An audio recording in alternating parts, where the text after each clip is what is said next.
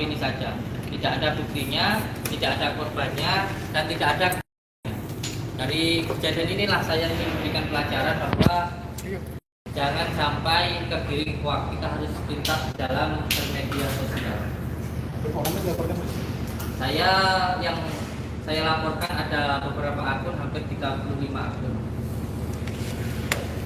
Gus gimana Gus? Akhirnya nih jadi viral Gus. Iya. Iya Pak Gus, menanggapinya Gus. Iya. Yang kamu sih? Sebenarnya saya sangat senang sekali dengan apa yang dilakukan oleh Bang Marsal atau Pesulap Merah ini. Beliau ini membongkar praktek-praktek perkebunan yang merugikan masyarakat. Karena saya sendiri juga membongkar dan juga melawan dukun-dukun santet yang merugikan masyarakat. Dukun santet, dukun cabul, dukun pengganda uang. Tetapi di sini kan adalah edukasi, sama-sama beredukasi kepada masyarakat. Saya menghilangkan dukun santet, membongkar dukun santet, sana pun juga iya. Nah, ketika edukasi tentu tidak boleh menyebutkan nama orang. Kalau sudah menyebutkan nama orang, ini namanya menuduh. Dan kalau menuduh itu harus bisa membuktikan. Kalau tidak bisa membuktikan, ini jatuhnya fitnah. Dan negara kita negara hukum. Jika kamu memfitnah seseorang, apalagi sampai menimbulkan kerusakan, apalagi sampai menimbulkan kerusuhan dan menimbulkan viral di mana-mana, ini harus ada bertanggung jawab hukumnya. Jangan hanya karena ingin viral, jangan hanya karena ingin subscribe-nya besar, lalu menjatuhkan orang lain. Kita sama-sama YouTuber lah. Semua orang sudah tahu kita sama-sama berkreasi di YouTube. Maka berkreasilah yang baik. Munculkan kreativitas kita yang paling baik, yang paling bagus. Jangan menjatuhkan orang lain. Gus, kemarin sendiri sempat Marcel mengunjungi tempatnya Gus nih ya kan. Terus ternyata di videonya Marcel itu mungkin ada tindakan-tindakan dari timnya Gus sendiri yang mungkin menurut dia adalah tindakan-tindakan yang cukup mengintervensi dia. Gus sendiri berkomentar seperti apa? Nah inilah ketika kita memahami sebuah keadaan itu harus dipahami secara kafah. Jangan hanya setengah-setengah. Diperlihatkan enggak ketika beliau datang, ketika itu langsung menghadap ke security saya dan menyatakan mana Samsudin. Nah setelah itu dikatakan Samsudin di dalam, suruh Samsudin keluar. Nah beliau ini datang tetapi tidak mau masuk, tetapi meminta pemilik rumahnya untuk keluar. Seperti ini bagaimana coba? Sampai datang ke rumah orang nggak mau masuk tapi orangnya suruh keluar. Sedangkan waktu itu di dalam saya sedang melakukan pengobatan. Waktu itu di dalam saya sedang melakukan ruqyah. Nah ketika saya disuruh keluar kan saya tidak bisa, saya sedang melayani pasien-pasien saya. Ketika saya keluar sudah terjadi keributan di luar, sudah ribut dengan kepala desa. Karena sudah ribut dengan kepala desa, saya berusaha untuk menemui Pesulap Merah, tapi sama kepala desa dilarang. Nanti terjadi keributan. Akhirnya saya memaksa untuk bertemu dengan Pesulap Merah, saya bisa bertemu. Tetapi ketika bertemu, saya katakan, ayo kalau mau pembuktian, kalau mau pembuktian santet ya ayo ikut masuk ke dalam. Nanti lihat proses ruqyahnya, proses pengobatannya. Nanti bisa diketahui secara langsung atau kita datang langsung kepada orang yang terkena santet. Karena santet ini nyata, ada. Di dalam Al-Qur'an sendiri juga ada yang namanya sihir. Ketika saya ajak seperti itu, Marcelnya menolak. Lah ini ada apa gitu loh. Mau pembuktian tapi diajak tidak mau. Jadi saya mengambil kesimpulan ini semuanya bukan untuk pembuktian, tapi hanya untuk supaya viral, supaya esennya banyak, penontonnya banyak, supaya subscribe-nya banyak, itu saja. Tidak ada niat untuk pembuktian gitu. Gus cuman menanggapi dengan adanya kasus ini semakin menyebar juga kan, dan banyak paranormal atau spiritual yang juga ikut mengomentari, bahkan ada sempat kemarin ya ada yang melaporkan bahkan ada footage tentang paranormal menyerang Mas Marcel. Seperti apa Gus tanggapannya? Ya, saya sih tidak berharap saudara-saudara saya, teman-teman saya menyerang Marcel. Saya juga tidak berharap seperti itu. Sudahlah, yang berbuat buruk biar Allah saja yang membalas. Dan untuk semua subscriber saya, jangan sampai mencaci atau membalas cacian yang dilakukan dari Marcel ke saya. Sudah, biarkan saja. Itu urusan dia dengan Allah. Saya di sini hanya ingin bertabayun. Beliau kan selalu mengatakan pembuktian. Saya juga minta pembuktian dong dari apa yang kamu sampaikan. Kan yang pertama menyebut nama saya kan kamu. Saya tidak pernah menyebutkan nama kamu. Kamu yang tiba-tiba mengambil video saya, kamu yang menyebutkan saya, katanya saya melakukan penipuan. Dibuktikan dong. Saya melakukan penipuan kepada siapa gitu loh. Saya melakukan penipuan ke siapa gitu. Mana korbannya, mana alat bukti gitu. Itu yang ingin saya sampaikan. Oke. Gus, kalau misalkan Gus sendiri kan ini juga Marcel semakin lama semakin meluas nih beritanya, dan kemarin juga sempat ada mungkin yang juga mengajukan pelaporan. Nah, dari Gus sendiri ini kan ingin bertabayun, cuma kan sebelumnya udah laporkan juga nih, ya kan? Nah, ini proses pelaporan sebelumnya ini seperti apa, Gus? Maksudnya kenapa harus melaporkan dulu sebelum tabayun begitu, Gus? Iya, saya sudah berkali-kali berusaha untuk bertabayun dengan Bang Marcel ini. Saya sudah coba untuk menelpon, ngajak ketemuan, ada saya ketika telepon ada dengan beliau, tapi beliau tidak mau. Terus ketika di Polres, ketika beliau baru pulang dari Padepokan, saya ajak untuk melakukan pembuktian, saya ajak untuk melihat proses pengobatan, saya juga tidak mau. Saya coba melakukan klarifikasi lewat YouTube, saya undang juga tidak mau. Karena saya anggap beliau ini sudah tidak ada niat baik dan ini sudah terjadi kekisruhan viral di mana-mana. Akhirnya saya harus mengambil tindakan hukum. Dan alhamdulillah tindakan hukumnya sangat cepat. Ketika kemarin saya melaporkan 2 hari sudah ada tindak lanjut dari Kapolda meminta keterangan kepada saya saksi-saksinya, dan ini insya Allah akan cepat sekali untuk ke pengadilan insya Allah. Gus, ini kan berdampak kepada Padepokan juga Gus ya, Pak Santri. Gimana Gus nasib santri sekarang Gus? Iya, alhamdulillah santri saya semuanya sekarang bersama dengan saya, dan alhamdulillah semuanya baik-baik saja. Kalau masalah pengobatan memang dikondisikan supaya tidak terjadi kerusuhan. Masalah katanya Padepokan itu gimana Gus? Ditutup. Iya. Itu gimana Gus? Sebenarnya bukan ditutup ya, dikondisikan, dan ada surat terbuka dari Gus ini gantian dulu. Bupati yang menyatakan bahwa boleh dilanjutkan pengobatan asalkan perizinannya semuanya sudah diselesaikan. Saya sebenarnya izinnya nggak ada hubungannya dengan pengobatan. Izinnya IMB yang belum ada, yaitu izin mendirikan bangunan, saya belum ada. Itu nanti diurus dulu. Tapi katanya surat izin dicabut Gus. Bukan dicabut, tetapi ditambahkan. Gitu. Jadi saya masuk di dalam asosiasi dan harus masuk lagi ke organisasi yang lain. Ada suratnya, nanti bisa saya upload di YouTube saya. Seperti itu. Mohon maaf, tempatnya katanya mau dibuat Siap. sebenarnya tadi dari luar enggak? Di luar aja ya. Yuk lanjut. Nyambung ke sini.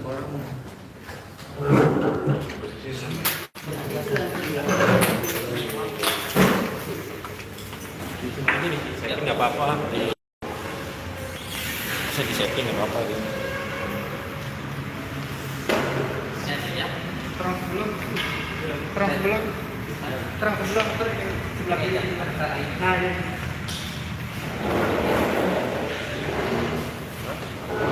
Mana? Itu. Ini. Sudah lanjutlah kita sendiri. Siap lagi. Sejam lagi? Harus makan siang dan Gua nggak tahu ya. Sama aja. Iya, nih, Bang. Kalau belum jadi aja.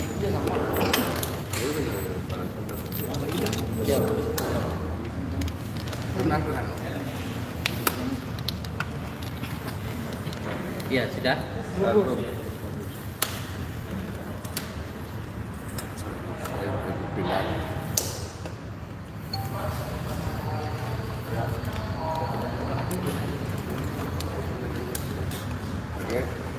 Iya. Saya datang ke Jakarta saat ini ingin bertabayun dan bertanya langsung kepada pihak Marcel untuk membuktikan apa yang dia katakan. Beliau sudah menuju saya melakukan penipuan, saya ingin tahu siapa yang saya tipu. Karena memang backgroundnya saya dengan Bang Marcel ini sebenarnya sudah berbeda. Beliau dari pesulap yang biasa melakukan trik atau tanda kutipnya penipuan untuk hiburan, dan saya dari Al-Hikmah. Saya dari Al-Hikmah. Tentu semuanya sudah berbeda antara pesulap dan Al-Hikmah. Tetapi kalau sampai pesulap ini mengomentari Al-Hikmah dan mengatakan ini penipuan, maka ini pun juga harus dibuktikan. Jadi di sini pun kita harus fair. Yang menuduh siapa, yang harus membuktikan tentu siapa gitu. Yang menuduh tentu harus bisa membuktikan gitu. Ini sudah ada komunikasi Gus sama pesulap merah datang ke Jakarta itu. Saya sudah coba untuk menelpon, tetapi tidak ada tanggapan. Belum ada respon Iya. sekali dari pesulap Iya. merah. Belum ada. Dan ini kan beritanya sudah sampai di mana-mana gitu. Viralnya sudah sampai kemana-mana. Gue sempet kerepotan juga mungkin gak sih kayak dari berita ini, karena berita ini viral gitu, hingga mungkin kan penyembuh atau mungkin paranormal atau mungkin spiritual itu kan biasanya mempunyai sebuah forum seperti itu kan biasa jadi bahan obrolan juga, gimana Gus? Iya, apa yang disampaikan Marcel ini menurut saya berlebihan ya. Kalau mengatakan oknum, tentu setiap organisasi ada oknumnya. Tetapi jangan terbiah uyah kalau orang Jawa bilang jangan sampai dikatakan bahwa semua dukun itu nipu dan campur. Tidak. Dukun itu dari bahasa Jawa. Bahasa Arabnya mungkin tabib ya. Nah, saya sendiri juga lahir kan ditolong sama dukun bayi gitu. Dan hampir masyarakat Indonesia di tahun 90-an lahir ditolong sama dukun bayi lah gitu. Jadi jangan mengatakan kalau semua dukun itu nipu dan cabul gitu. Bahkan kalau kita memahami tentang asbabun nuzulnya baginda Rasulullah pun juga diketahui baginda Rasulullah itu akan menjadi nabi juga barokahnya dari dukun kan begitu ya. Ada yang mengetahui bahwa beliau ini waktu masih kecil akan menjadi nabi. Ada dukun yang mengatakan seperti itu. Nah, ketika beliau mengatakan bahwa semua dukun itu nipu dan cabul, ini kan ada organisasi dukun juga gitu loh. Dukun itu apa sih gitu loh? Dukun itu kan wujud tekun ngamalin kun fayakun gitu. Kita ngedoain orang gitu loh. Dengan berbagai macam cara lah. Ada yang menggunakan al-hikmah, ada yang menggunakan peruqyah dan lain sebagainya gitu. Nah, ini ketika beliau mengatakan penipuan kan membuat sakit hati orang-orang yang pernah ditolong oleh dukun. Banyak dukungan kepada saya, teman saya kan ya ini masalah saya lah, biar saya aja yang menyelesaikan. Saya tidak pernah minta bantuan ke sana, ke sini, begini begitu. Dan beda dengan yang sana, mohon maaf. Sana minta bantuan Bang Deddy Kompuser, minta tetap komunitasnya minta bantuan polisi. Ini kan menandakan kepanikan di dalam dirinya begitu. Padahal saya hanya ingin memperjelas. Ketika kamu menuduh, kamu punya buktinya enggak gitu loh. Kalau semua hal harus dilogikakan, ini juga bahaya. Ini yang menjadi bahaya luar biasa menurut saya. Ketika beliau menyatakan semuanya harus berdasarkan logika, ini nanti berbahaya.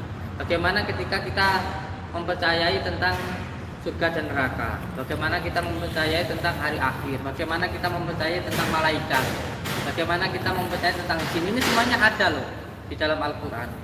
Lalu kalau semuanya disuruh logika, nanti semua orang bisa-bisa nggak beragama. Kamu bisa membuktikan di mana malaikat, bagaimana bentuknya, bisa membuktikan jin, hari kiamat, nanti di akhirat surga dan neraka, kan nggak bisa. Tuhan kita aja itu maha gaib gitu loh. Nah, gaib ini untuk dipercaya, untuk diyakini. Saya nggak menyuruh Marcel untuk percaya dengan apa yang saya percaya. Saya tidak menyuruh itu, tidak. Tetapi jangan sampai menuduh yang saya percaya ini adalah sesuatu hal penipuan gitu loh. Maksud saya seperti itu. Gus, banyak pro kontranya itu khusus si rambut merah mengatakan bilang bahwa mematikan rezeki. Tanggapan Gus sendiri seperti apa? Ya ini yang saya katakan, beliau kan jelas-jelas seorang kreator YouTube ya. Ya tunjukkanlah kreativitasmu, tunjukkanlah kerjamu, sehingga nanti orang bisa suka kepada kamu. Nggak perlu kamu itu ketika ingin baik harus menjelekkan orang lain. Tidak perlu kamu itu harus menjatuhkan orang lain.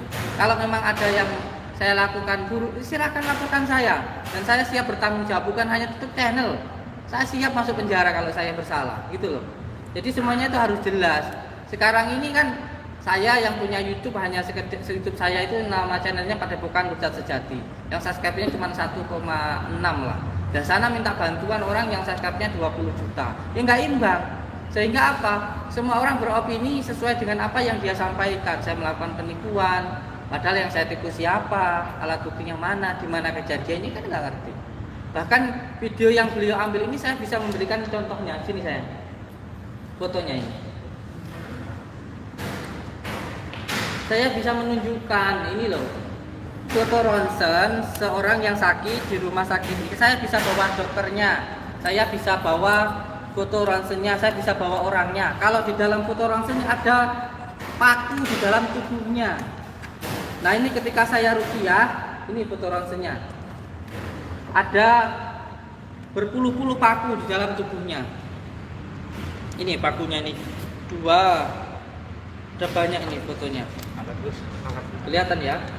Nah, ya Itu 1, 2, 3, 4, 5. Ada 5 paku di dalam tubuhnya. Dan dari keterangan dokter ada orbital logam, ada logam di dalam tubuhnya. Ini penjelasan tentang dokter. Di sini dokter menyatakan di dalam tubuhnya ada benda logam. Nah, seperti ini ketika diruqyah lalu keluar paku, apakah ini juga dikatakan penipuan? Sampai itu nggak merasakan sakitnya orang yang terkena santet, sehingga kamu ngomong santet itu nggak ada. Ini saya bisa menunjukkan orangnya loh, saya bisa menunjukkan dokternya loh. Ketika di ronsen ada banyak pakunya. Terus seperti ini apa juga dikatakan trik? Apa mau sampai masukkan paku di sininya, paku di kepalanya, paku di perutnya? Kan nggak mau. Jadi semua sesuatu berbicara pada tendensi hukumnya, berbicara pada tendensi ilmunya. Kamu pesulap kok ngomentari ahli hikmah ya nggak nyambung. Kamu pesulap kok ngomongin peruqyah ya nggak nyambung. Kamu pesulap kok ngomongin kiai nggak nyambung gitu loh. Kalau saya bukan kiai, saya pemulung rongsor. Tapi yang beliau sampaikan itu nggak sesuai dengan keilmuannya, sehingga salah kaprah. Sampai seorang reporter semuanya seperti ini, lalu sampai ngomentari seorang guru ngaji, nyambung nggak ilmunya sama nggak? Sama megang kamera, nyalain kamera, tahu ilmunya kamera, tahu ilmu mantik, sorok, tahu nggak? Tasrif, nggak tahu kan? Beda jalurnya gitu loh.